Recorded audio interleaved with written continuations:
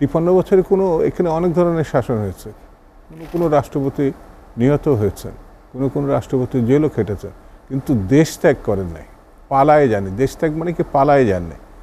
সেই পালিয়ে যাওয়ার ব্যক্তিটাকে তারা রক্ষা করেছেন এবং আশ্রয় দিয়েছেন এবং শান শওকতের সঙ্গে রেখেছেন। এই ভারত বাংলাদেশের যে বর্তমান বৈরী সম্পর্ক, যেই পররাষ্ট্র সচিব বাংলাদেশে ভিজিট করেছেন, সেটি আসলে ইতিবাচক কোনো বাতাস দিবে কিনা এই বৈরী সম্পর্ক দূর করার ক্ষেত্রে বা এই মেঘ তাড়ানোর ক্ষেত্রে? জি, আপনাকে ধন্যবাদ। তার আশাটাই তো ইতিবাচক। 4 মাসের মধ্যে আসেননি, ওখান থেকেই খোঁচাখুচি করছেন, ওখান থেকে যা বলার বলছেন, হুমকি ধামকি, বিকৃতি, অরুচিকর প্রচারণা, মিথ্যা অপবাদ। তো এগুলো করে যে কিছু হবে না, এটা বোধহয় ভারত আমার মনে হয় একটু বুঝলেও বুঝেছে, বুঝে গেছে। হ্যাঁ, সেই কারণে আমরা তাদের এই আশাটাকে আমি ব্যক্তিগতভাবে মনে করি বড় ইতিবাচক। আমরা তো তাদেরকে প্রত্যাখ্যান করিনি। সারা বিশ্ব যখন এই গণঅভ্যুত্থানকে অভিনন্দিত করেছে, সমর্থন জানিয়েছে এবং গণতন্ত্রের সপক্ষে ফ্যাসিবাদের বিরুদ্ধে অবস্থানগুলো মেনে নিয়েছে, একমাত্র ভারত 2টি ঘটনার জন্ম দিয়েছে। এক হচ্ছে বৈরিতা, যেটি হচ্ছে 4 বছর একেবারেই সংযোগ বিচ্ছিন্ন করা। 2 হচ্ছে যে খুনি, 53 বছরে এখানে অনেক ধরনের শাসন হয়েছে, কোনো রাষ্ট্রপতি নিহত হয়েছেন, কোনো রাষ্ট্রপতি জেলও খেটেছেন, কিন্তু দেশ ত্যাগ করেন নাই, পালায়ে যাননি। দেশ ত্যাগ মানে কি পালায়ে যাননি। সেই পালিয়ে যাওয়ার ব্যক্তিটাকে তারা রক্ষা করেছেন এবং আশ্রয় দিয়েছেন এবং শান শওকতের সঙ্গে রেখেছেন। এবং সেখানে বসে বক্তৃতা বিবৃতিও দিচ্ছেন, এবং সেটি পররাষ্ট্র মন্ত্রণালয় থেকে আজকে বলেই দিয়েছে, ভারতে বসে বক্তৃতা বাংলাদেশ পছন্দ করছে না, তার শেখ হাসিনাকে জানাতে বলা হয়েছে পররাষ্ট্র সচিবকে। তারা সেটা অস্বীকার, আসলে জানাবে, তারা মানে মনে হয়েছে যেন অস্বীকার। একমাত্র বুদ্ধিমান জাতি হয়তো ভারতই মনে করেছে যে এটা অস্বীকার করলে সবাই এটা মেনে নিবে।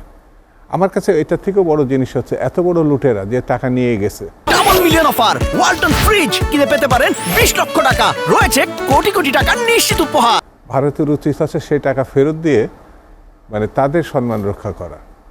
চোরের টাকা চুরি, এই যে পিসি হাওলাদার নাকি একজন ছিল, ওই ভারতে পালিয়ে গেছিল, তাকে ওরা গ্রেপ্তার করেছে এবং সেই হাজার হাজার কোটি টাকা ভারতেই আছে, সেটা তো ফেরত দেওয়ার কোনো প্রশ্ন ওঠেনি।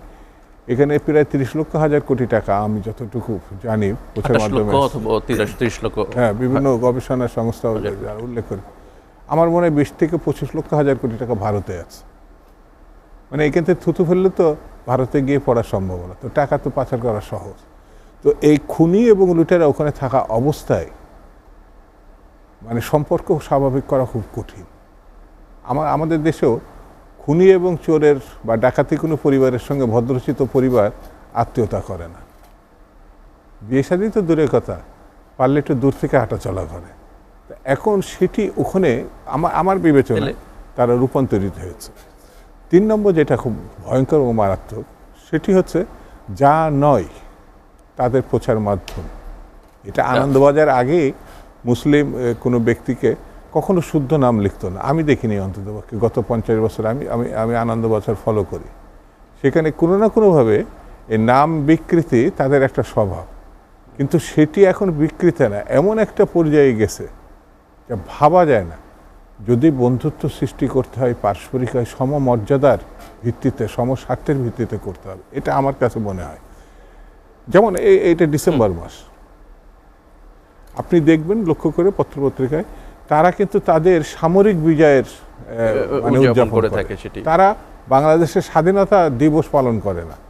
ওখানে যে আমাদের দূতাবাস আছে, সেই দূতাবাসের পক্ষ থেকে স্বাধীনতা দিবস পালন করা, ভারতের কর্তৃপক্ষ করে না। আরও মর্মান্তিক যে তারা আমাদের সহযোগিতা করে এসেছিল, তাদের কতজন মারা গেছে তারা বলুক, আমার কোনো আপত্তি নাই, কিন্তু বাংলাদেশ মানে 15 কি 16 হাজার তারা উল্লেখ করে তাদের।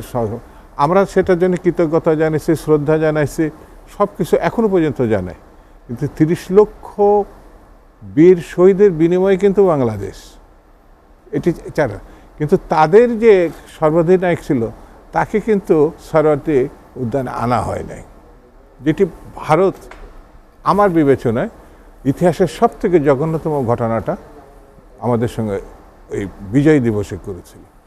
তো এইগুলো বাংলাদেশে মানুষ আছে। আর দুই রকম আমরা ভারত উচ্চারণ করি। আজকে যে জায়গাটা এসে দাঁড়িয়েছে, এটা ভারত বলা থেকে হিন্দুস্তান বলা ভালো। এই কারণে এখন যে অবস্থা দেখেন আমাদের এখানে কি কি ঘটনা ঘটছে, গত 16 বছরে কি ঘটনা হয়েছে, একবারের জন্য তারা এটা প্রতিবাদ করেন।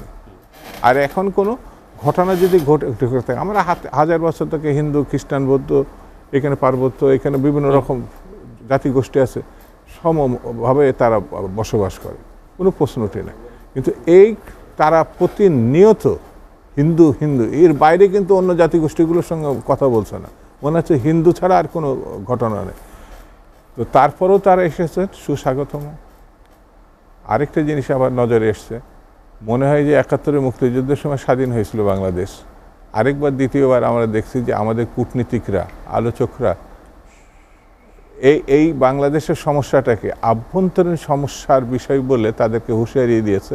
এটা নিয়ে ভাববার কোনো কারণ নাই। এটা আমার কাছে ভালো লেগেছে।